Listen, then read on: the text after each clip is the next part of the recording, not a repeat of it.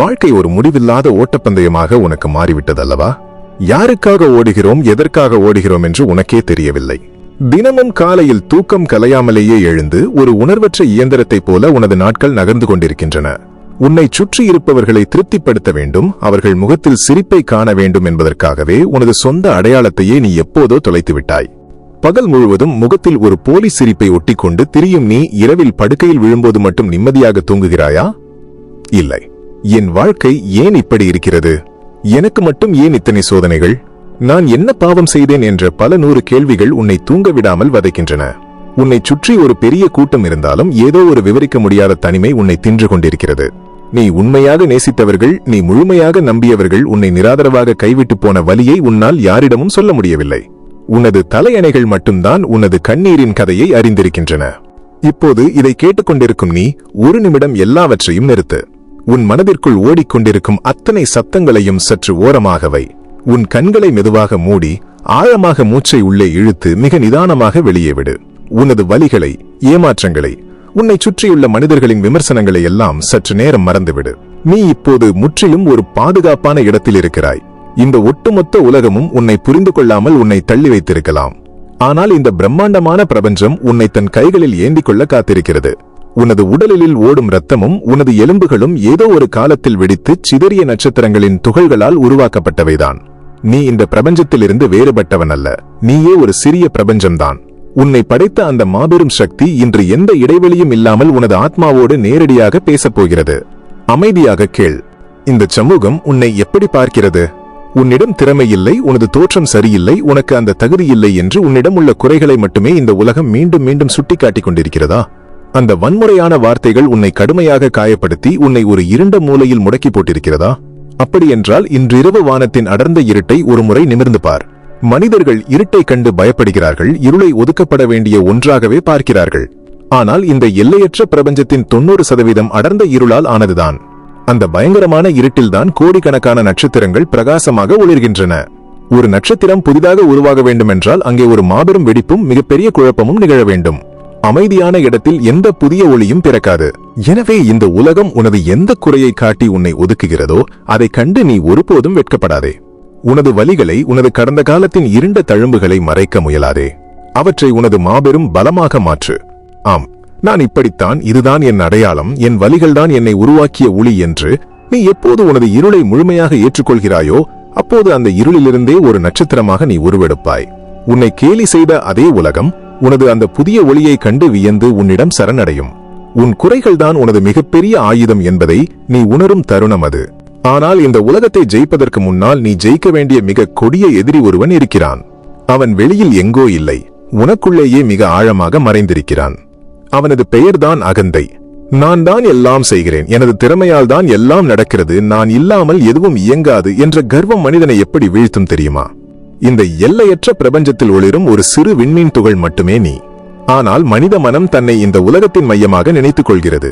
உனக்குள் எப்போதெல்லாம் நான் என்ற அகந்தை தலை தூக்குகிறதோ அப்போதெல்லாம் உனது மாபெரும் வீழ்ச்சி ஆரம்பமாகிறது என்பதை நீ உணர வேண்டும். உனது வாழ்வில் நடக்கும் தோல்விகளும் நீ சந்திக்கும் அவமானங்களும் உன்னை தண்டிப்பதற்காக இந்த பிரபஞ்சம் கொடுக்கும் சாபங்கள் அல்ல. உனக்குள் ஆழமாக வேரூன்றி இருக்கும் அந்த போலியான அகந்தையை உடைத்தெறிவதற்காக பிரபஞ்சம் உனக்கு அளிக்கும் மாபெரும் பரிசுகள் அவை.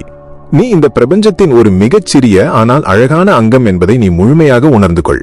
உனது கர்வத்தை எரித்துவிட்டு எந்த ஒரு தற்காப்பு கவசமும் இல்லாமல் ஒரு பச்சிளங்குழந்தையைப் போல அந்த பிரபஞ்ச சக்தியிடம் உன்னை எப்போது முழுமையாக ஒப்படைக்கிறாயோ அப்போதுதான் உனக்கு உண்மையான சுதந்திரம் பிறக்கும். உனது நான் என்ற அகந்தை அழியும் அந்த நொடியில்தான் உனக்குள் உறங்கிக் கொண்டிருக்கும் அந்த மாபெரும் பிரபஞ்ச சக்தி முழுமையாக விழித்தெழும். வாழ்க்கை உன்னை எவ்வளவு அழுத்த முடியுமோ அவ்வளவு அழுத்தி பார்த்துவிட்டது. இனி நீ இழப்பதற்கு எதுவுமே இல்லை. உனது அகந்தையை அழித்துவிட்டு உனது பலவீனங்களை உனது ஆயுதமாக மாற்றி ஒரு புதிய மனிதனாக, ஒரு அமைதியான மாவீரனாக உனது முதல் அடியை இப்போது எடுத்து வை. உனது அகந்தையை அழித்து ஒரு புதிய மனிதனாக அடி எடுத்து வைத்து விட்டாய்.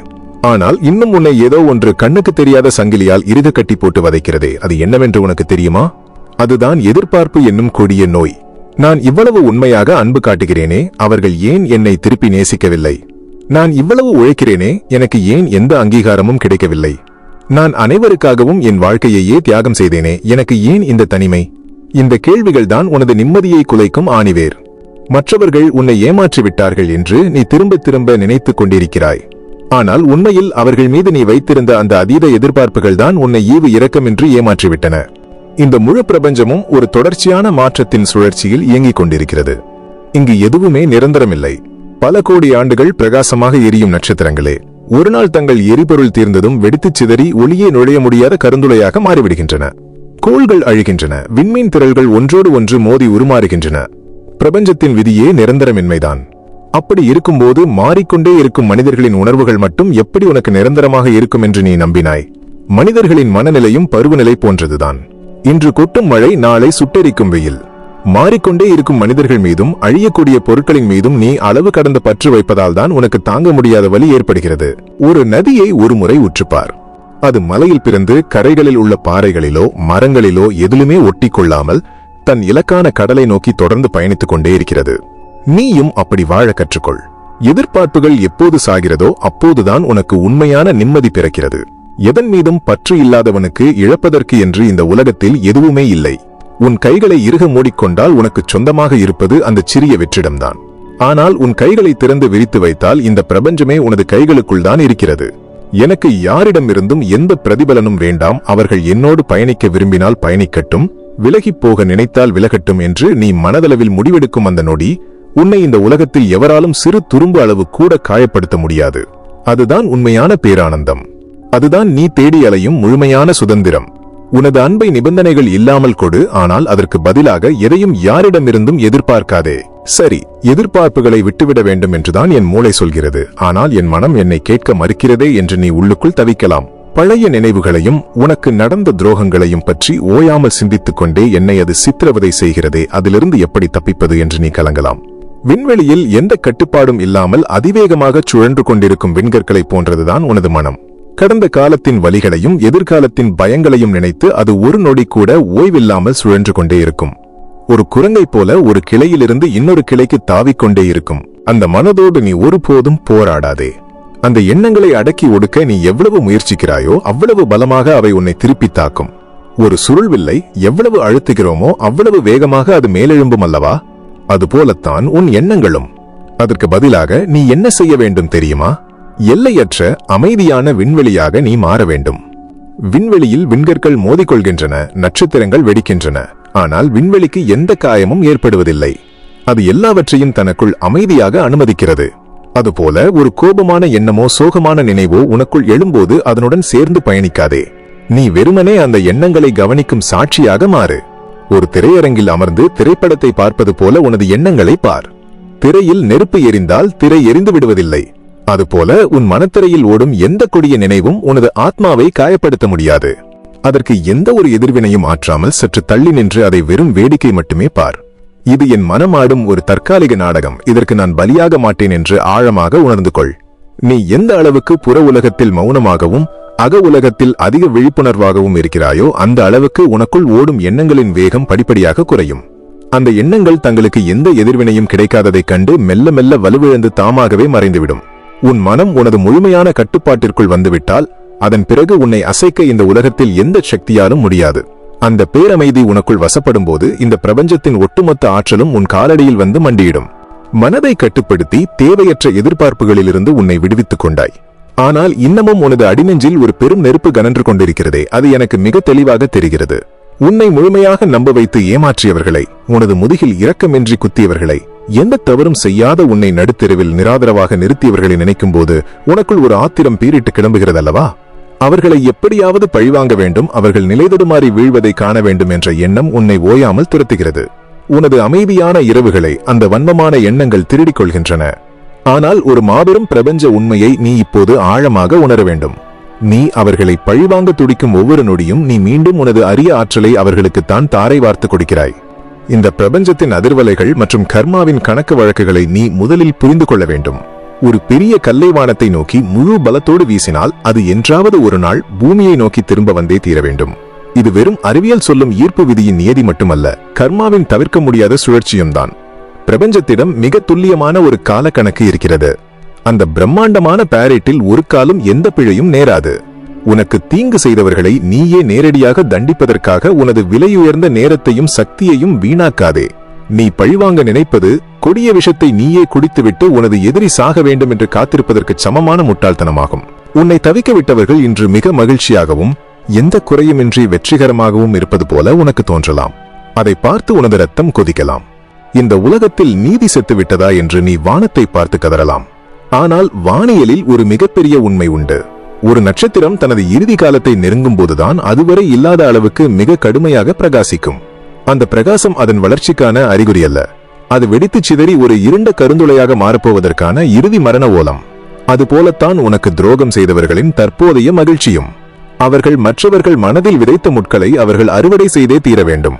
பிரபஞ்சத்தின் கடிகாரம் மிக மெதுவாகவே சுழலும். ஆனால் அது மிகச் சரியாக யாருக்கும் எந்த பாரபட்சமும் இல்லாமல் சுழலும்.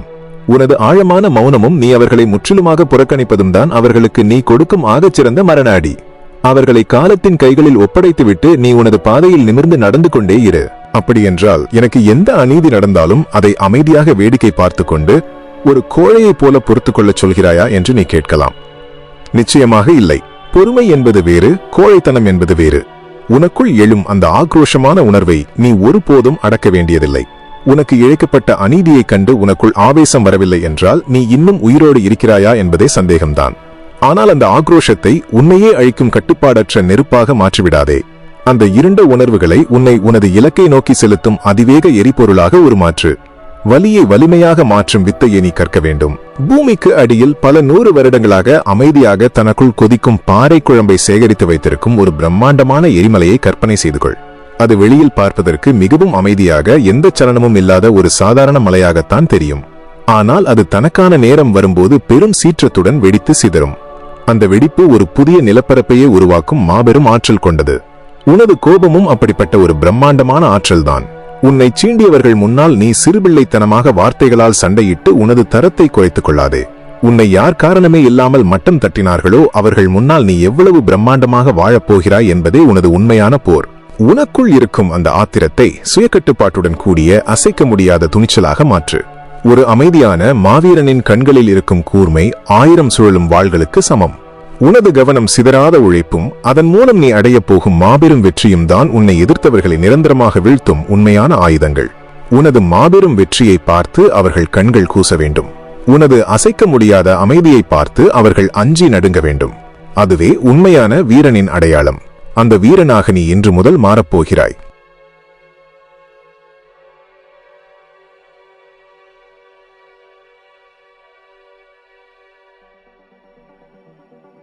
வாழ்க்கையில் சில நேரங்களில் எல்லாம் முடிந்துவிட்டது போன்ற ஒரு பயங்கரமான வெறுமை உன்னை முழுமையாக சூழ்கிறதல்லவா?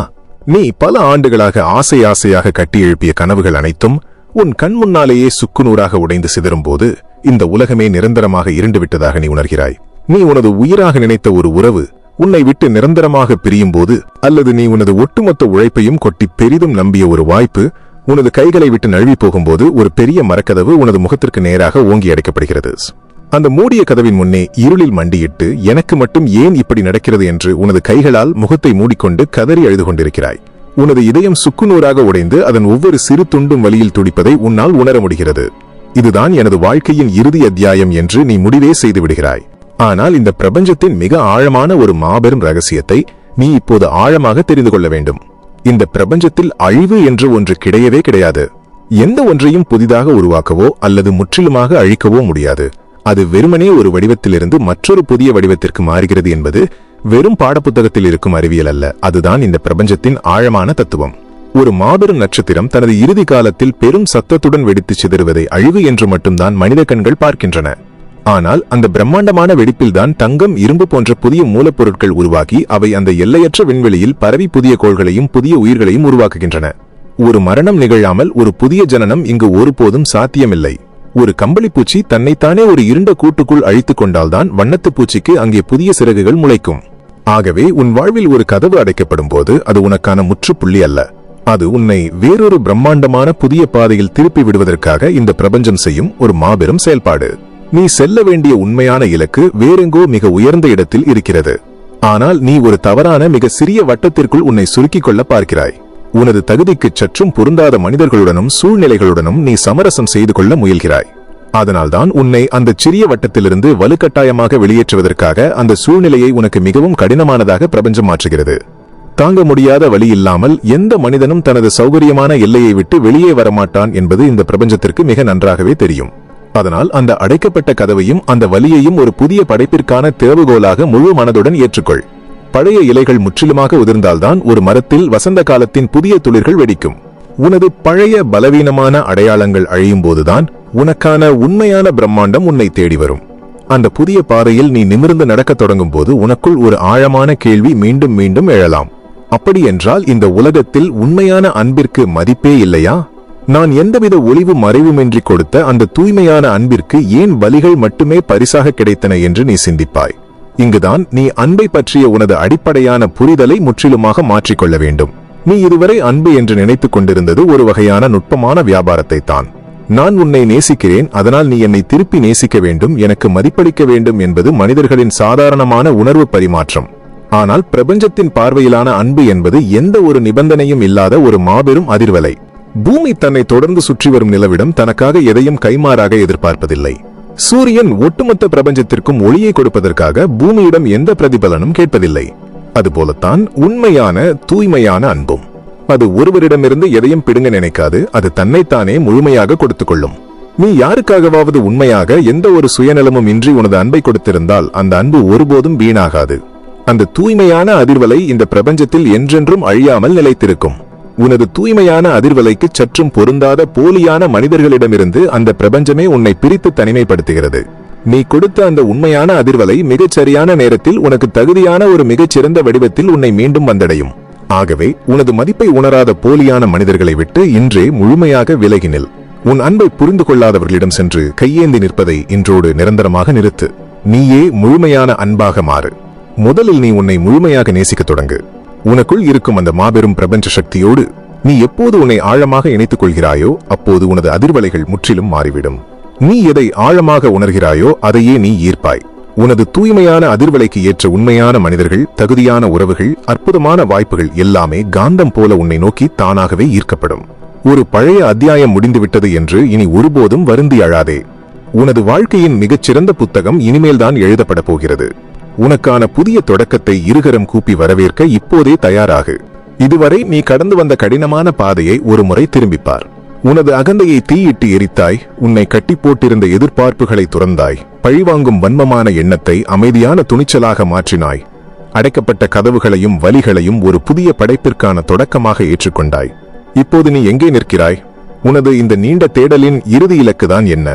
அமைதி, மகிழ்ச்சி, நிம்மதி என்று வெவ்வேறு பெயர்களை வைத்து நீ வெளியே ஓடி ஓடி தேடிக்கொண்டிருக்கும் அந்த மாபெரும் பொக்கிஷம் எங்கே இருக்கிறது தெரியுமா? அது நீ தேடி அலையும் எந்த மனிதரிடமும் இல்லை, நீ சேர்த்து வைக்க துடிக்கும் எந்த பொருளிலும் இல்லை.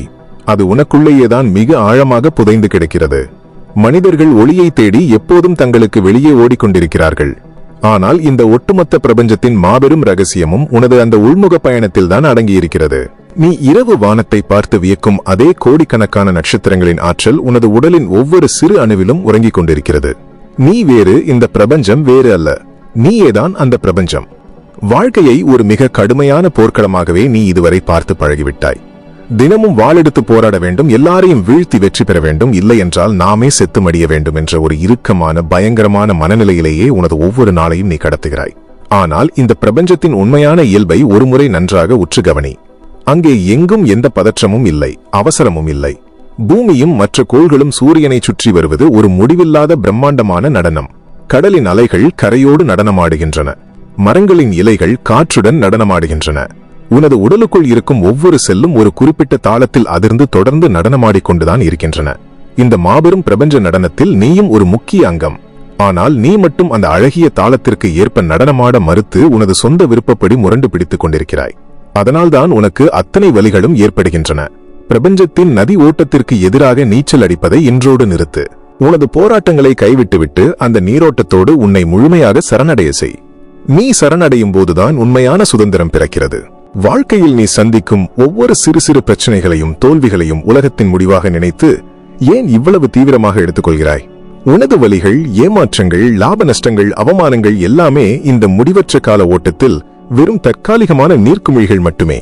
இது உனது ஆத்மா தன்னைத்தானே முழுமையாக உணர்ந்து கொள்வதற்காக இந்த பிரபஞ்சம் ஆடும் ஒரு மாபெரும் நாடகம். ஒரு நாடகத்தில் நடிக்கும் ஒரு சிறந்த நடிகன் மேடையில் நடக்கும் சோகங்களை கண்டு நிஜமாகவே உடைந்து போவதில்லை. அவனுக்கு மிக நன்றாகவே தெரியும் இது வெறும் நாடகம் என்று. அதுபோலத்தான் உனது இந்த வாழ்க்கையும். உனக்கு கொடுக்கப்பட்ட பாத்திரத்தை மிகச் சிறப்பாக முழுமையான ஈடுபாட்டோடு நீ நடி. ஆனால் எந்த ஒரு காட்சியிலும் நீ ஆழமாக சிக்கிக் கொள்ளாதே. இன்பம் வரும்போது அதை கொண்டாடு, துன்பம் வரும்போது அதையும் உன்னை செதுக்க வந்த ஒரு சுவாரஸ்யமான அனுபவமாக மனமு வந்து ஏற்றுக்கொள். அனைத்தையும் கடந்து ஒரு சாட்சியாக, ஒரு பார்வையாளனாக உனது வாழ்க்கையை நீயே ரசிக்கத் தொடங்கு. நீ இந்த உலகத்திற்கு எதையோ புதிதாக சாதிப்பதற்காகவோ, உன்னை வெறுப்பவர்கள் முன் உன்னை நிரூபிப்பதற்காகவோ வரவில்லை. நீ இங்கு வந்ததன் நோக்கமே இந்த பிரபஞ்சத்தின் அழகை, அதன் எல்லையற்ற அன்பை, அதன் வலியை முழுமையாக அனுபவிப்பதற்காக மட்டும்தான். கடந்த காலத்தின் இருண்ட நிழல்கள் இனி உன்னை ஒருபோதும் தொடர முடியாது. எதிர்காலம் பற்றிய பயம் இனி உன்னை அச்சுறுத்த முடியாது. ஏனென்றால் நீ இப்போது இருளைக் கண்டு அஞ்சி நடுங்கும் சாதாரண மனிதன் அல்ல. இருளுக்குள்ளேயே ஒளியை தன் கைகளால் உருவாக்கும் பிரபஞ்சத்தின் குழந்தை நீ. உனக்குள் இருக்கும் அந்த எல்லையற்ற மௌனத்தை ஒருமுறை ஆழமாக உணர்ந்து பார். அங்கு எந்த சலனமும் இல்லை, எந்த எதிர்பார்ப்பும் இல்லை, எந்த வலியும் இல்லை.